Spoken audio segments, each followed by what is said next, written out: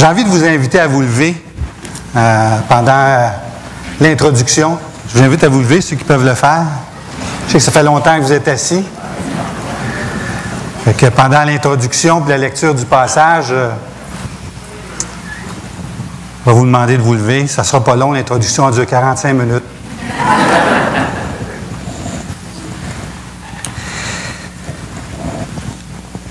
Le message de l'Évangile a été annoncé pour la première fois il y a 2000 ans, et c'est le texte que nous allons lire dans quelques instants.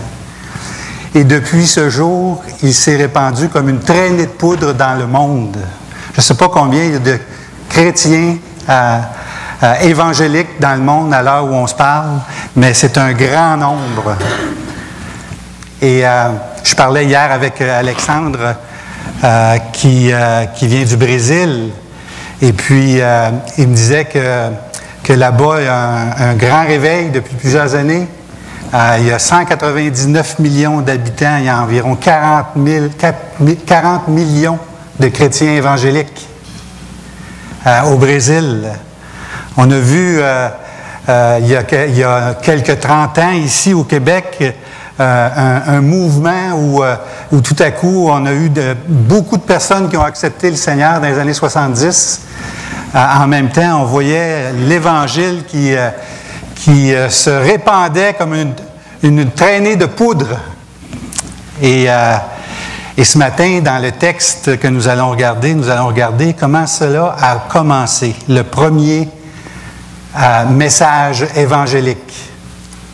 Marc 1, versets 21 à 28.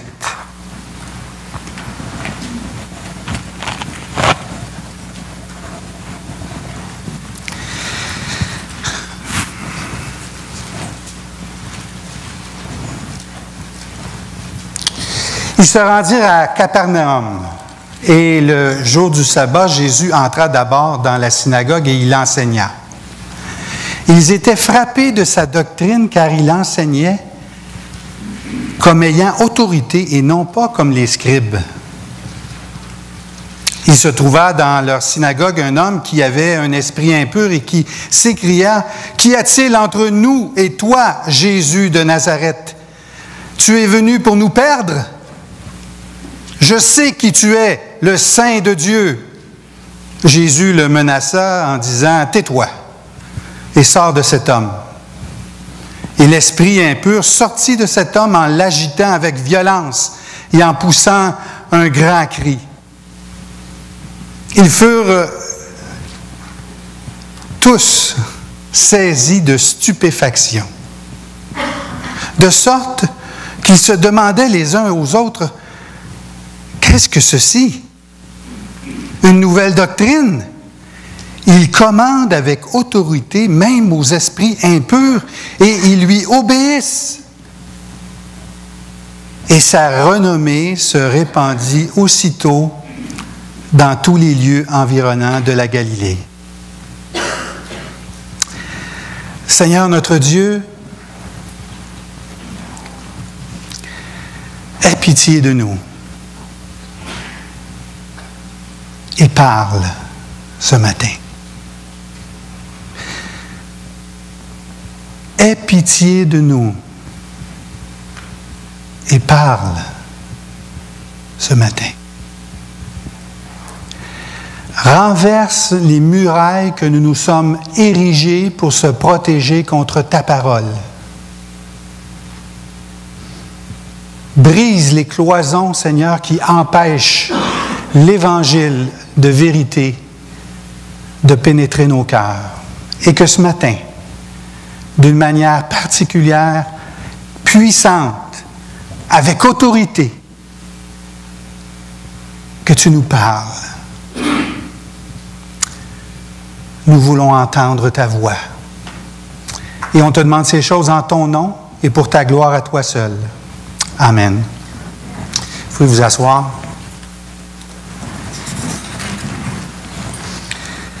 Alors, comment répandre l'Évangile au Québec? Comment nous acquitter de notre responsabilité d'annoncer le message de l'Évangile au Québec? Comment nous acquitter de notre responsabilité d'annoncer l'Évangile à Laval, Comment nous acquitter de notre responsabilité d'annoncer l'Évangile dans notre voisinage?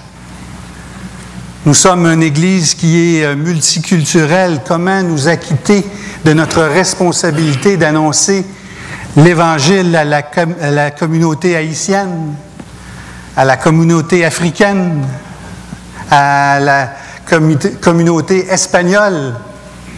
Comment allons-nous répandre l'Évangile comme une traînée de poudre? Et dans le texte de ce matin, on va voir 3 éléments par lesquels le message de l'Évangile est répandu. Le premier élément, c'est par le dynamisme de nos cultes du dimanche. Le deuxième élément, c'est par notre expérience, par notre vécu, par notre expérience de l'Évangile dans l'Église. Le troisième élément, c'est par notre témoignage de l'Évangile à nos proches. Ces 3 éléments-là vont faire en sorte que le message de l'Évangile va se répandre. Premièrement, par le dynamisme de nos cultes du dimanche. Au verset 21, on voit que Jésus avait un plan. Comme il passait le long de la mer de Galilée, au verset 21, ils se rendirent à Capernaum et le jour du sabbat, Jésus entra d'abord dans la synagogue. Le premier endroit où Jésus se rend, la première fois où il annonce le message de l'Évangile, il va dans une synagogue. Une synagogue, ça n'existait pas au temps du roi David, ça n'existait pas dans le temps de Moïse. C'est un nouvel lieu de culte relativement nouveau qui vient depuis le jour où le peuple d'Israël a été déporté. Alors qu'il se trouvait dans un autre pays, il se rassemblait dans les villes comme Babylone, et puis il se rassemblait dans une synagogue. Et quand ils sont revenus en Israël, 400 ans plus tard, dans tout Israël, dans toutes les villes, il y avait une synagogue, et il y avait une synagogue à Capernaum. Et Jésus se rendit là pour la première fois pour annoncer le message de l'Évangile. Il y avait une stratégie, il a choisi un point de départ. Il a commencé à annoncer le message de l'Évangile à partir d'une synagogue. Premièrement, il a été baptisé. Puis après ça, on lit au verset 14 qu'après que Jean eut été livré, après que Jean ait été emprisonné, là, Jésus allait dans la Galilée prêcher l'Évangile de Dieu. Donc, il y a un point de départ. Après ça, il est allé rencontrer Pierre, André, qui sont de Capernaum, et Jean et Jacques, qui sont aussi des pêcheurs de Capernaum. Et après qu'il a rencontré ses disciples-là, il a probablement dit, bien là, on va aller à votre synagogue. La synagogue, c'était le lieu public où est-ce qu'il y avait un culte le jour du sabbat, mais c'était pas juste ça que ça servait. C'était un endroit communautaire aussi important. L'école se faisait là, et c'était l'endroit aussi où la loi s'exerçait. Les scribes étaient responsables d'annoncer la loi, et puis ils faisaient ça à l'intérieur de la synagogue. Alors, c'est un lieu communautaire, c'est un centre communautaire, en fait, la synagogue. Mais c'est aussi un lieu de culte. Jésus a choisi un point de départ, il a choisi un moment qui était propice à partir du moment, et il est entré dans la synagogue, il a choisi un environnement également, un environnement historique. Dieu a gardé le silence pendant 400 ans depuis Malachie, et les Juifs étaient sous l'occupation des Romains. Même il y avait une garnison romaine à Capernaum.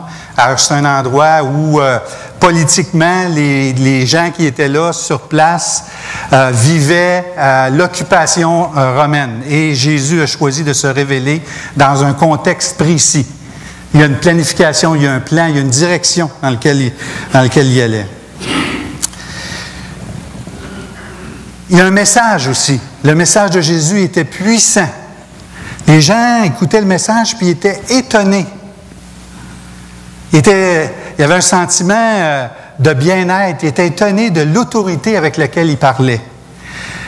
On voit au verset 14 de Marc 1 que Jean allait dans la Galilée, prêchait l'Évangile de Dieu.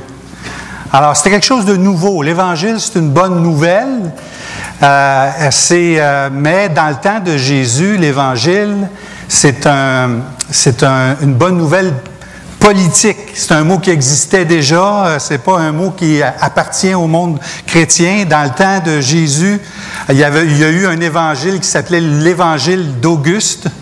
Vous savez, les Romains, c'était compliqué, le changement de règne, puis des fois, ça prenait beaucoup de temps, puis ça se faisait par toutes sortes de manigances, puis des fois, pour qu'un empereur soit remplacé par un autre, il était assassiné. Alors, un peu avant que Jésus naisse, il y a un évangile qui est sorti, qu'on a appelé l'Évangile d'Auguste. Puis ce que ça disait, c'est que ça annonçait à tout le monde que maintenant, c'était Auguste qui était l'empereur. Bonne nouvelle! Vous avez un nouvel empereur. En tout cas, c'est certainement une bonne nouvelle pour Auguste, mais je ne sais pas si ça a été une bonne nouvelle pour l'Empire, mais en tout cas, il y a un élément que c'est un nouveau règne, un nouveau royaume, une nouvelle gouvernance là, qui arrive. Alors, le message était concret. Le message de Jésus-Christ était concret parce qu'il annonçait l'Évangile, puis il parlait du royaume de Dieu qui est proche. Ça, c'est concret quand tu parles à des gens qui sont sous l'occupation romaine, puis qui soupirent depuis 400 ans, à une délivrance, puis à rétablissement du règne d'Israël. Puis Jésus, il dit, le royaume de Dieu est parmi vous, et le jour est arrivé, le jour est proche. Il parle du royaume, c'est concret pour ces gens-là. Ça adresse quelque chose une préoccupation qu'ils vivent. Le message de Jésus est impressionnant. Ils sont impressionnés par son autorité. Vous savez, c'est quoi l'autorité quand quelqu'un parle avec autorité?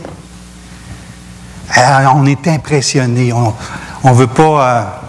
parce que la personne a les éléments. Je me rappelle, il y a plusieurs années, je m'en rappellerai toujours, une famille de 5 enfants, puis mon père était là, puis on parlait, puis on avait bien du plaisir, on s'amusait, puis moi, je devais avoir peut-être 17-18 ans, puis, tu sais, il y avait un momentum, le fun, on se faisait des jokes, puis on se parlait dans la famille, tu sais. Puis à un moment donné, moi, je lance une phrase comme « Hey, le père! » Oups! C'est un silence total. Là, j'ai regardé mon père, il n'avait pas besoin de parler, là. J'avais compris que je m'étais mis le pied dans la bouche. Parce que mon père avait l'autorité dans la maison. Et Jésus parlait avec autorité. En fait, c'est normal. C'est Dieu qui parle. Jésus-Christ est Dieu. Son message était pertinent. Parce qu'il offrait, comme je vous l'ai dit tantôt, une solution politique. C'est sûr que les Juifs voyaient dans un message comme celui-là le royaume de Dieu, peut-être le rétablissement politique du royaume. Mais son message était pertinent. Son message était une solution sociale. Jésus, sur le Sermon sur la montagne, parle beaucoup des relations entre les personnes. Aime ton ennemi. Si tu reçois une gifle, sur la joue droite, tends la joue gauche. Son message est une solution sociale. Le message de l'Évangile, aujourd'hui, est une solution sociale. Le message de l'Évangile est une solution politique aujourd'hui. Pas de la même manière que ce l'était par les Juifs. Mais on vit dans un monde où il y a un cynisme au niveau de la politique. Puis je me suis surpris en train de réfléchir à qu'est-ce que ça aurait l'air des gens politiciens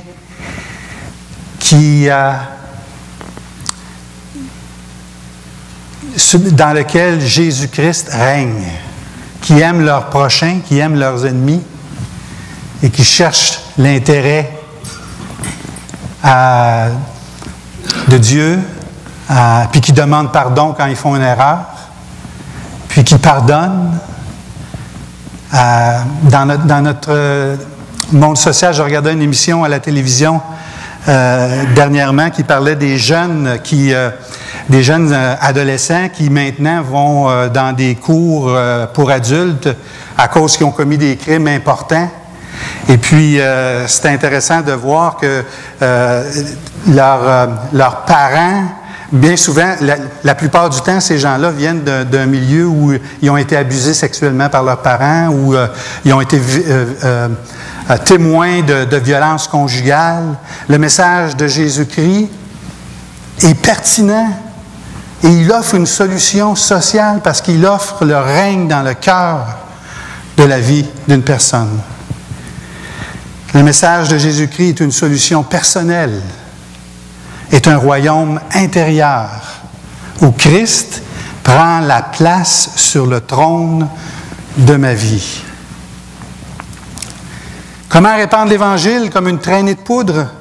Par le dynamisme de nos cultes le dimanche. La différence qu'il y a entre la synagogue de Capernaum et l'église de l'île Jésus à Laval, c'est la croix. Une est d'un côté de la croix, l'autre est de l'autre côté de la croix. Et nous avons le message de l'Évangile à présenter. Et ce message est pertinent pour notre société. Le deuxième élément qui est mentionné dans ce texte-là, c'est qui nous permet de répandre l'Évangile, c'est par notre expérience de l'Évangile dans l'Église. C'est difficile à exprimer. On peut dire par notre vécu, par ce que l'on vit en tant que croyant, par la manière dont on met en pratique l'Évangile dans l'Église. Ça, c'est un élément qui va nous permettre de répandre l'Évangile parce qu'on va vivre une expérience. Jésus-Christ, ici, dans le texte, a été confronté avec un esprit impur. Il y a un esprit impur qui est chassé. À partir du verset 23, il y a un texte qui dit, le texte nous dit, « Il se trouva dans leur synagogue un homme qui avait un esprit impur et qui s'écria, « Qu'y a-t-il entre nous et toi, Jésus de Nazareth? Tu es venu pour nous perdre. Je sais qui tu es, le Saint de Dieu. » Alors ça, c'est un élément... il y a de l'opposition tout à coup dans la synagogue. Il y a un malaise dans la synagogue. Il y a quelqu'un qui se lève. Je ne sais pas si vous vous rappelez, à un moment donné, M. Marchildon, il y a eu un malaise cardiaque, et puis c'est comme ça prend toute la place dans une réunion. On ne peut pas faire d'autre chose. On ne peut pas continuer à prêcher. Il y a quelque chose qui se passe là. Et là, Jésus a parlé, puis tout à coup, il y a quelque chose qui est en train de se passer. Là. Il y a quelqu'un qui se lève, là, puis qui est en train de discréditer la personne qui parle. Alors, ça prend toute la place. Puis c'est intéressant de réfléchir sur ça parce que quand on parle d'esprit impur et de démons, on a dans les évangiles à peu près 7 endroits où Jésus, pas à peu près, il y a exactement 7 endroits où Jésus fait un exorcisme et qui sont dans les 4 évangiles qui sont présentés. Mais celui-là est un petit peu différent parce que tous les autres endroits, c'était clair que Jésus avait affaire avec un démon. Juste vous donner un exemple, dans Marc 5,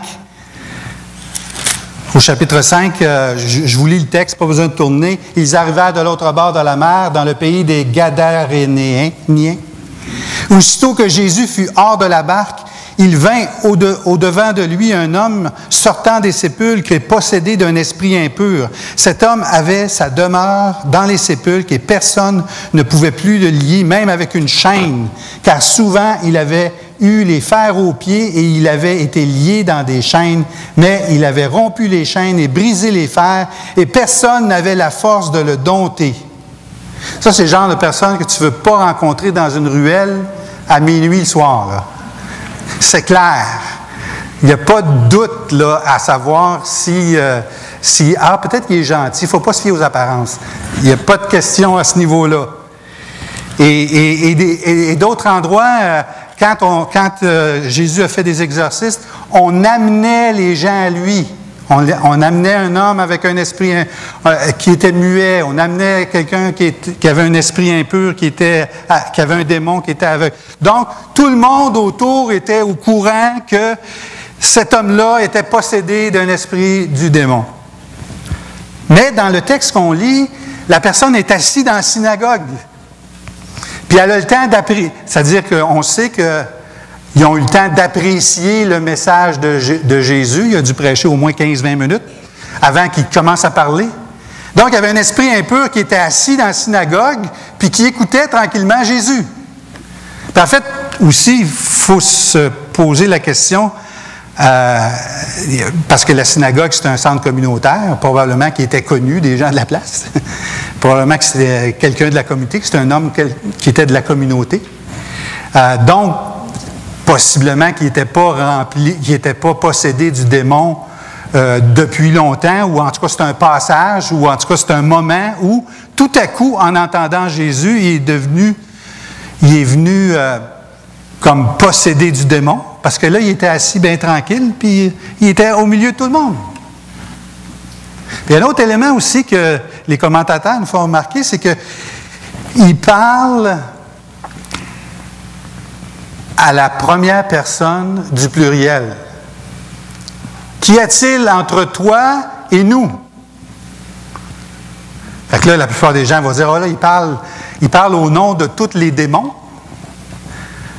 Mais quand on regarde dans Marc 5, par exemple, où le démon qu'il y avait là, il y avait plusieurs démons en lui, le démon, il dit à Jésus la même expression, « Qu'y a-t-il entre toi et moi? » Alors lui, il parle à la première personne du pluriel, puis ça donne l'impression qu'il parle au nom des gens qui sont là. Ça donne l'impression que peut-être même, il y a des commentateurs qui vont jusqu'à dire qu'il faisait peut-être partie des scribes, des autorités qui parlent au nom des autres. Tu sais, quand on est un leader dans une église, on parle au nom des autres. Alors, ça donne, il y a cet élément-là qui est présent, qui est surprenant. Puis tout à coup, là, il n'en peut plus d'entendre le message de l'Évangile. Puis là, il dit, « Qu'y a-t-il entre toi et nous? Jésus de Nazareth. » C'est un peu discréditant. En fait, l'expression « Qu'y a-t-il entre toi et moi » ou « nous et toi et nous » est une expression courante qu'on retrouve souvent lors des rencontres dans la Bible, dans l'Ancien Testament, dans le Nouveau Testament. Puis en gros, ça veut dire « Qu'est-ce que tu veux? » En bon québécois, c'est quoi ton problème? Qu'est-ce que tu t'en viens faire ici, là? C'est un peu l'expression que ça veut dire. Puis le fait aussi qu'ils disent « Jésus de Nazareth ». Nazareth, une petite ville, pas loin, méprisante. Puis il n'a pas dit Jésus de Bethléem, parce que les scribes savent très bien que Jésus, le Sauveur, devrait venir de Bethléem. Mais là, il y a un élément où on essaie de discréditer la personne de Jésus-Christ. On prête des intentions. Il y a un raisonnement, il prête des intentions à Jésus. Tu es venu pour nous perdre. Ça peut être une phrase qui peut prendre la forme d'une question. Es-tu venu pour nous perdre? Alors, on prête des intentions.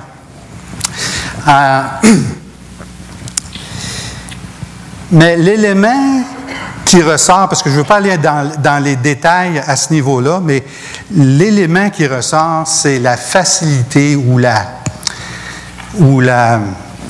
que Dieu utilise cette situation-là où il y a quelqu'un qui s'oppose à lui tout à coup, avec une partie de la vérité, hein, naturellement, toujours quand quelqu'un... Moi, j'ai remarqué que les gens qui s'opposent à l'Évangile, ils ont toujours un élément de vrai. Je sais qui tu es, le Saint de Dieu. Alors, c'est sûr que si quelqu'un rentre ici dimanche matin, puis qu'il vient prendre ma place, puis qui dit « Jésus-Christ, c'est un homme, Jésus est un homme ordinaire », ben, j'imagine que vous allez dire que cette personne-là n'a pas sa place ici. Mais dans l'affirmation de l'esprit impur, il y a un élément de vérité, mais avec un discrédit également qui est présenté. Alors, Il se passe de quoi dans cette réunion-là? Jésus, lui, tout simplement, ce qu'il dit, « Tais-toi. Sors de cet homme. » On dirait qu'il traite le démon comme un insignifiant. Ah, c'est sûr que les gens sont bien impressionnés parce que c'est un monde qui est surnaturel, qu'on ne comprend pas toujours au niveau des esprits.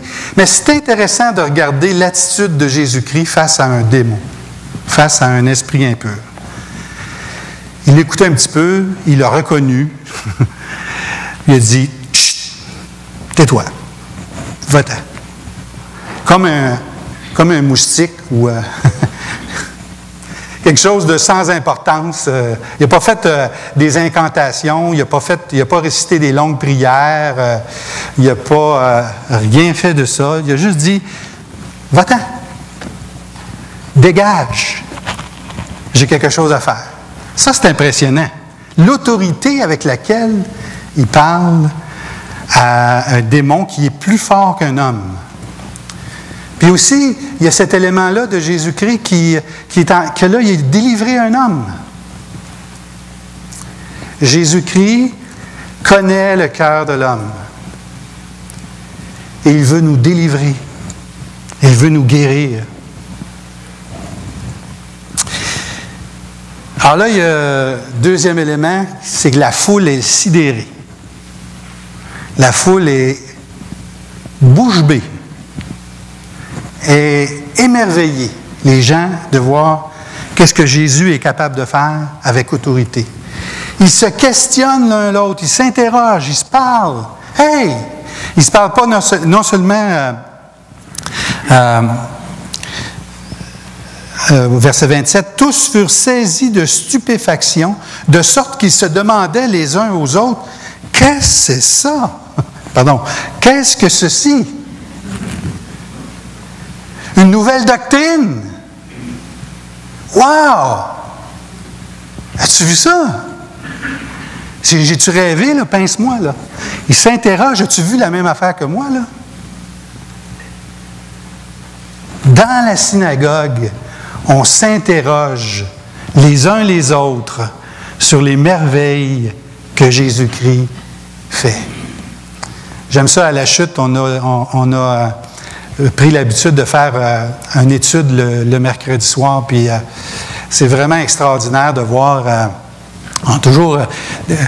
il y a toujours une quinzaine de personnes qui viennent dans ces réunions-là, puis là, maintenant, on a invité l'autre église, fait que là, on se retrouve encore plus nombreux.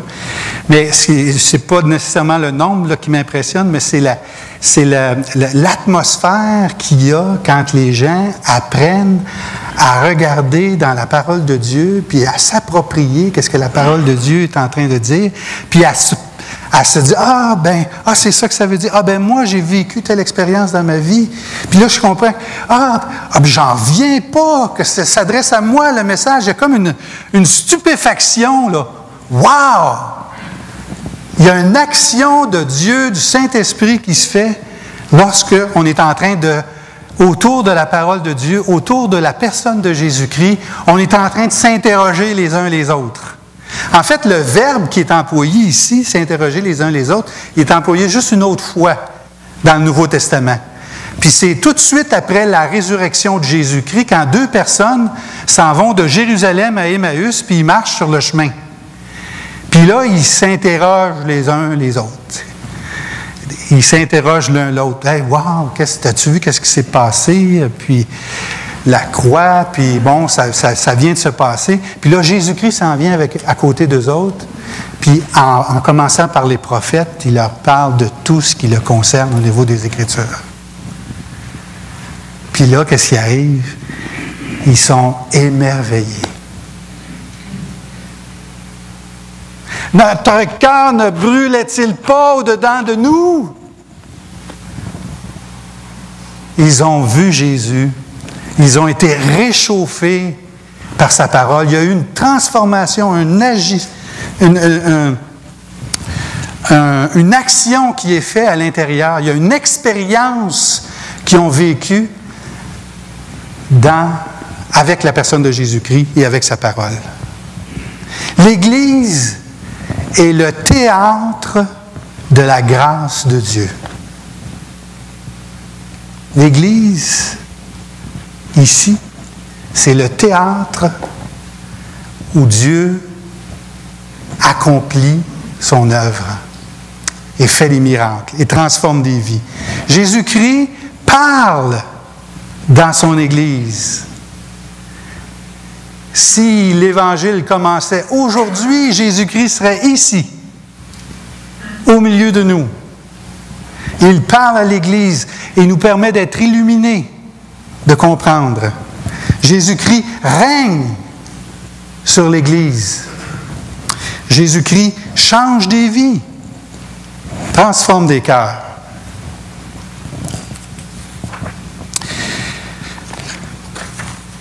Comment répandre le message de l'Évangile? Par le dynamisme de nos cultes le dimanche matin, par notre expérience de l'Évangile dans l'Église et finalement par notre témoignage de l'Évangile à nos proches. Qu'est-ce que ça prend pour répandre le message de l'Évangile? Pour témoigner, ça prend un miracle. Le texte nous dit au verset 28, « Et sa renommée se répandit aussitôt dans tous les lieux environnants de la Galilée. » C'est intéressant parce que la renommée, elle s'est fait comment? Comment est-ce que ça s'est répandu? C'est ça qu'on veut savoir, dans le fond. Guy, depuis le début, tu nous dis comment répandre le message de l'Évangile, puis là, ça dit juste « Et sa renommée se répandit aussitôt ». Ça s'est fait comment? Il y a une voix du ciel qui s'est fait entendre dans toute la Galilée, puis qui a dit « Voici, Jésus-Christ est grand ». Non. Est-ce qu'il y a un ange avec une trompette qui a fait le tour de la Galilée, puis attention, Jésus-Christ est arrivé? Il était à la synagogue de Capernaum. En tout cas, ce n'est pas ça que le texte nous dit. Il nous dit que sa renommée se répandit. Comment ça se répand, une renommée? Bouche à oreille. Ce n'est pas un miracle, c'est une action naturelle. Puis pour que la renommée de Jésus-Christ se répande au Québec, il faut qu'il y ait une action de Jésus-Christ dans notre vie, ici, maintenant. Il faut qu'il y ait un miracle dans votre vie. Il faut qu'il y ait une transformation dans votre vie. Il faut que vous ayez quelque chose à raconter. Il faut qu'il y ait une action directe de la personne de Jésus-Christ dans l'Église. Ça prend un miracle. Et quand on est illuminé autour de sa parole, c'est un miracle. Quand on comprend le message de l'Évangile, c'est un miracle. Quand il y a un changement dans nos vies, c'est un miracle. Quand Jésus-Christ est assis sur la place du trône de ma vie, qui lui appartient, c'est un miracle. Et c'est ce miracle-là. Deuxième élément que ça prend, mais ça prend des témoins. Ça prend des témoins qui ont vu l'œuvre de Dieu. Ça prend des témoins qui ont une famille. Je lisais dans le livre de Noël Morissette, qui a écrit un livre sur l'évangélisation dernièrement, qui disait qu'il y a un fait qui est triste dans nos églises par rapport à l'évangélisation, c'est que quand un chrétien a 10 ans de vie chrétienne, on peut être à peu près certain qu'il a épuisé tous ses contacts, toutes ses relations avec sa famille. Ça, c'est une statistique. Dans le sens, j'annonce l'Évangile à mon frère, puis après 10 ans, là, on n'annonce plus l'Évangile dans notre famille, ça se fait différemment. Ça prend des gens, des témoins qui ont des relations amicales, qui bâtissent des relations amicales autour d'eux, qui bâtissent un réseau de contacts. Le message ne va pas se répandre si on est constamment dans les réunions d'église et puis qu'on n'a pas de contact avec les gens de l'extérieur. Il faut bâtir des relations d'amitié. Puis comment on fait pour bâtir des relations d'amitié? Ça, c'est une autre question. Moi, je suis pas bon là-dedans. Mais je suis marié avec une femme là, qui est experte là-dedans. Elle, là, vraiment, moi, je suis toujours émerveillé de la façon dont elle a réussi à bâtir des amitiés autour d'elle. il y a quelques mois, elle me dit « Ah, moi, je veux fêter ma fête. » Fait que je dis « OK. » Je dis « Comment tu vas faire ça? » Elle dit « Je vais inviter des amis. » Fait que là, moi, je dis « OK, bon. » Mais en dedans, un moment, je me disais, tu sais, moi, là, si je fête ma fête, puis je connais pas personne qui est intéressé à venir à ma fête, là, tu sais. J'ai pas d'amis, là, tu sais. Puis j'étais un peu inquiète pour elle, parce que j'ai peur qu'elle va être déçue, là, tu sais, qu'elle va demander à bien du monde, puis là, personne ne va pouvoir, puis va vouloir. Puis, fait que moi-même, je suis inquiète pour elle, là, tu sais. Puis là, dernièrement, j'ai dit, puis, ta fête, comment ça va? Oh, j'ai une douzaine qui viennent, là. Ah, OK. Puis, quand je regarde Maryse, je me dis, comment elle fait pour bâtir des amitiés? Elle s'intéresse à eux.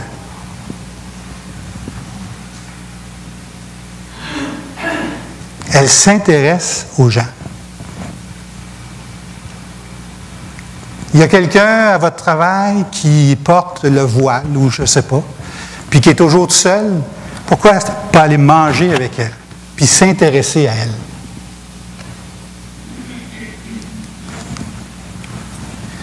Vous savez, moi, quand que je veux me détendre, j'ai plus tendance à aller m'enfermer.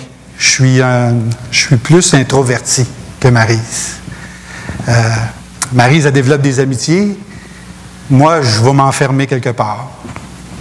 Comme quand j'ai un peu de temps, je vais souvent à la Bibliothèque nationale de Montréal.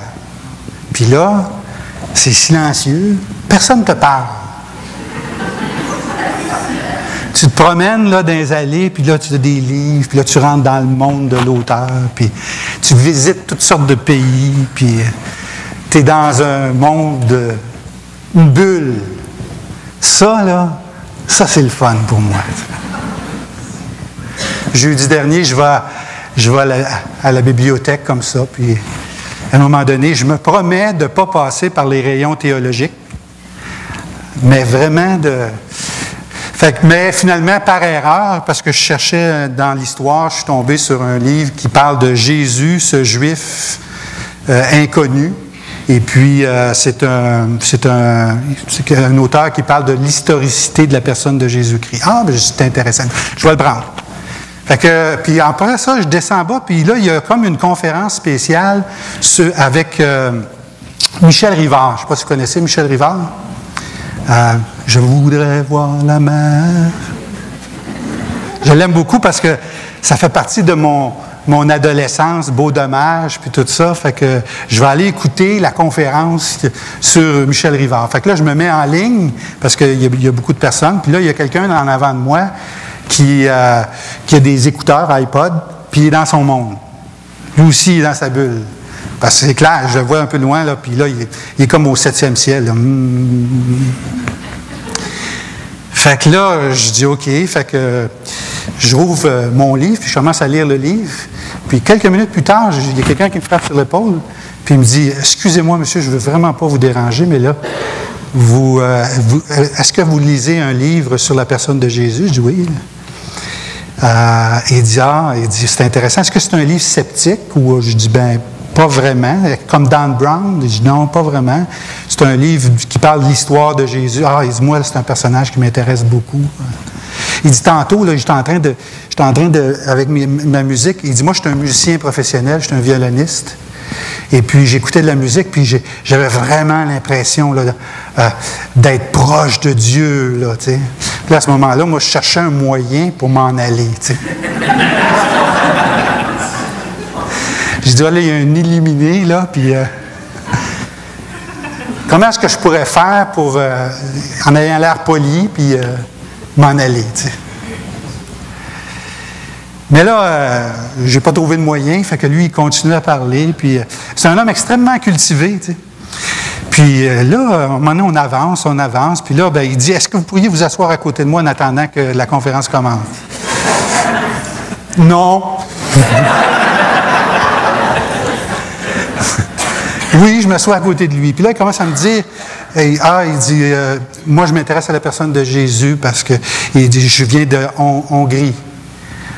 Et puis, en Hongrie, c'est catholique ou juif. Et puis, mes parents, j'ai été élevé dans un contexte catholique, puis tout ça. Et à un moment donné, il dit, je suis allé avec ma mère visiter Rome, puis visiter toutes les cathédrales, puis tout ça. Puis à un moment donné, je trouve que j'ai de la misère à comprendre c'est quoi tous ces symboles-là, puis toutes ces fioritures-là, puis cette richesse-là qu'il y a dans les églises, ça me met triste. Moi, je ne parle pas beaucoup, je l'écoute.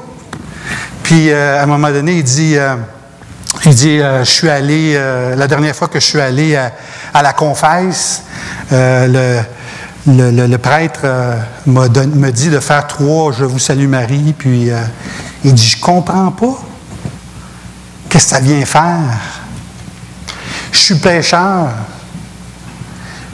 Je comprends pas que 3 « Je vous salue Marie » va enlever mon péché. Je ne comprends pas. Puis il me demande ça à moi, là. Moi, j'ai dit que j'étais un pasteur dans l'Église évangélique. Puis là, à un moment donné, j'ai dit, tu connais les symboles juifs? Ah, il dit oui. Il dit, on est dans le judaïsme. Puis c'est un homme très instruit, très cultivé. Puis là, je commence à y parler du symbole du tabernacle, qu'on retrouve aussi dans l'Église catholique. Mais la tente, la présence de Dieu, le propitiatoire, la colère de Dieu sur le péché de l'homme. Puis l'agneau d'1 an. Puis j'ai dit, ces symboles-là, ils parlent d'une personne. Ils parlent de Jésus-Christ. Ses yeux sont illuminés. Wow! J'ai dit, tu n'as rien à faire. Tout est accompli. À la croix, il est mort pour toi. Ce que tu voyais sur les chemins de croix, là, dans l'Église catholique, là, c'est pour toi. Et devant moi, cet homme a cru.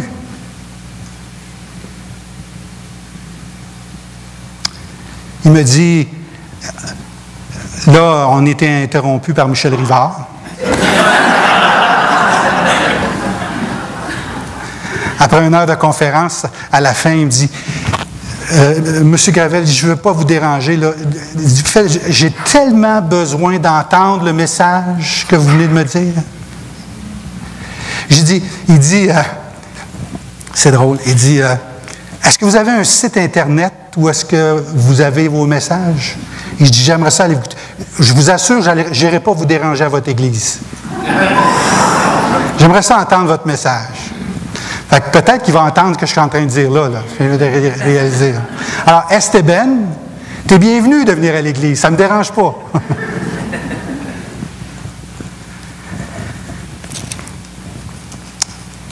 Il faut des témoins. Il faut bâtir des réseaux d'amis. L'expérience de l'Évangile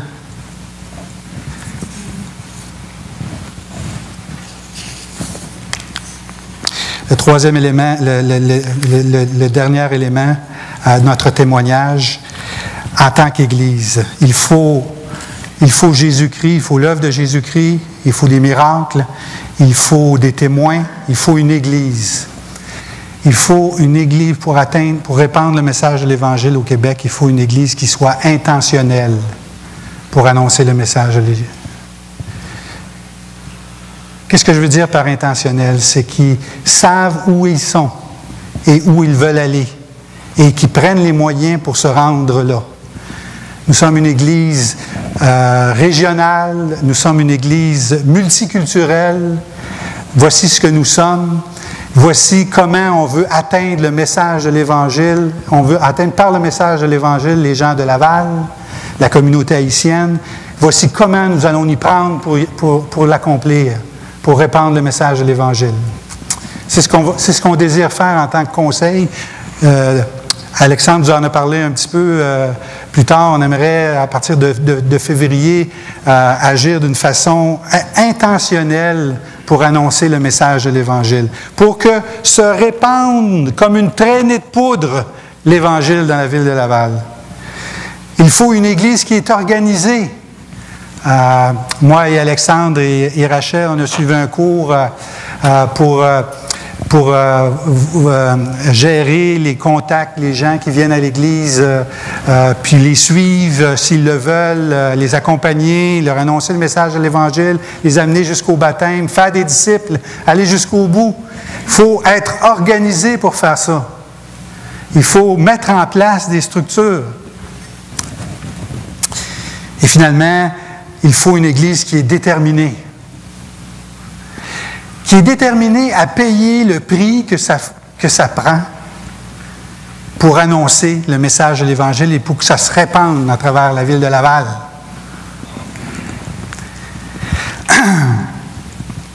On a parlé de la situation financière de l'Église.